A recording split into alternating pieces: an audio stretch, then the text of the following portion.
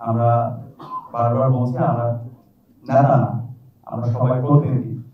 শিক্ষার্থীদের কাজ হচ্ছে আমাদেরকে প্রশ্ন করা, আর আমাদের কাজ হচ্ছে আমরা যে কমিটমেন্ট গুলো দিয়েছি সেগুলো বাস্তবায়ন করা।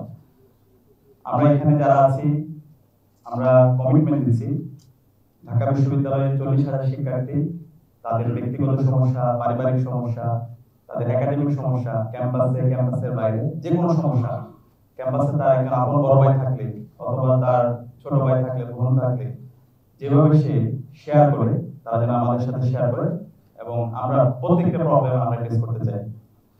একই সাথে আমরা নির্বাচন হওয়ার পর থেকে আমাদের যারা সহযোদ্ধারা ছিল আমরা সবার কাছে যাওয়ার চেষ্টা করেছি, তাদের কথাগুলো শোনার চেষ্টা করেছি।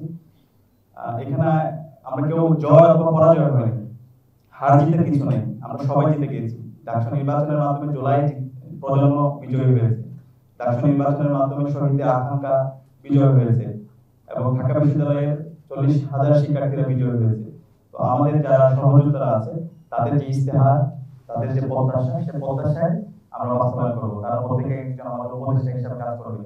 আমরা এর সাথে ডাকসুর সাবেক যারা প্রতিনিধি ছিল আমরা তাদের সাথে সাক্ষাৎ করছি, তাদের পরামর্শ নিচ্ছি।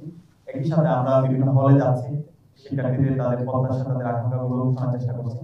আমরা নির্বাচনের আগে যেভাবে ডোর টু ডোর গিয়েছিলাম, আমরা প্রত্যেক শিক্ষার্থীদের ডোর টু ডোর যাওয়ার চেষ্টা করবো, তাদের কথাগুলো শোনার চেষ্টা করবো। আর আমাদের সম্পাদক যারাই আছেন তারা ইতিমধ্যে এক্সিকিউটিভ প্ল্যান নিয়েছেন, বিস্তারিত পরিকল্পনাগুলো আমরা খুব দ্রুতই আপনাদেরকে জানিয়ে দেব। আমরা এই মাসে কি কাজ করছি সেই পূর্ণাঙ্গ পরিকল্পনা আমরা আপনাদের সামনে হাজির করব।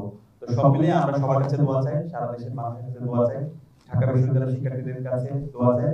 আমরা আশা করছি আমরা যে কমিটমেন্ট গুলো দিয়েছি প্রত্যেকটা কমিটমেন্টে আমরা বাস্তবায়ন করব ইনশাআল্লাহ, এবং এর মাধ্যমে জুলাইয়ের শহীদদের আকাঙ্ক্ষা বাস্তবায়ন হবে, আমাদের শিক্ষার্থীদের যে প্রত্যাশা সেটা বাস্তবায়ন হবে।